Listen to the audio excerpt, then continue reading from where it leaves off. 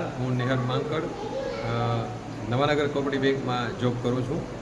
હું એસેન્ટેક એડવેન્ચર સાથે ઘણા વખતથી આ રીતની એડવેન્ચર નેચરને લગતી જે કાંઈ પણ એક્ટિવિટીઝ થાય છે એમાં ઘણા વખતથી જોડાયેલો છું. એના ભાગરૂપે આજે 31 ઓગસ્ટના રોજ અમે કિલેશ્વર મહાદેવ, ગુમલી, આશાપુરામાં અને મોટપર ફોર્ટ આવો એક ટ્રેકિંગનો પ્રોગ્રામ હતો. એમાં મારા ફેમિલી સાથે જોડાયેલો છું. આજનો દર વખતની જેમ મારો અનુભવ ખૂબ જ સરસ રહ્યો. 3 નવા વોલેન્ટિયરને પણ આનંદભાઈ સિવાય મળી શક્યો. એ લોકો તરફથી પણ અમને ખૂબ જ સારો પ્રતિસાદ મળ્યો.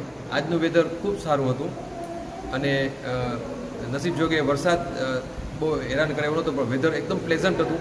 એટલે ઓલ ઓવર એક્સપિરિયન્સ જે દર વખતે હોય છે એ જ પ્રમાણેનો ખૂબ જ સરસ અને ખૂબ જ સંતોષકારક રહ્યો. Thank you so much. એસેન્ટેક એડવેન્ચર, ઓલ ધ બેસ્ટ. નમસ્તે, હું કબીર Acharya, standard 11th art Sathya Sai વિદ્યાલયમાં સ્ટડી કરું છું. આજે મારો ફર્સ્ટ એક્સપિરિયન્સ એસેન્ટેક એડવેન્ચર સાથે ખૂબ જ સરસ અને યાદગાર રહ્યો છે. આજે અમે કિલેશ્વર, ગુમલી અને મૂળપર ગયા હતા અને બધું પહેલાં કિલેશ્વર ઉપર ગયા, ત્યાં મજા આવી. પછી ગુમલી આશાપુરાના માતાજીના મંદિરે ચડ્યા, ત્યાં મજા આવી. અને છેલ્લે મૂળપર ફોર્ટ જે ખૂબ જ સરસ હતો, ત્યાંનો વ્યૂ પણ બહુ જ મસ્ત હતો.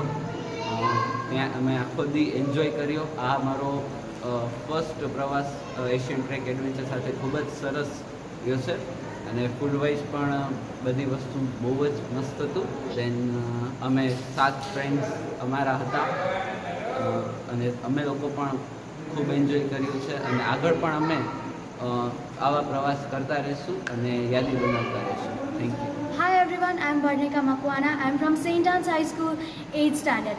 I visited Eccentric Adventures for second time and I love how they let us explore everything. They help us a lot. I would like to thank Anand sir.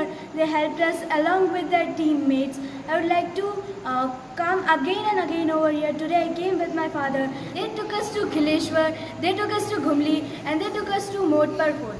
The weather here was very much pleasant. I enjoyed it coming here. I would like to tell you guys to please come here. It's a wonderful experience. You guys will love it. Thank you so much.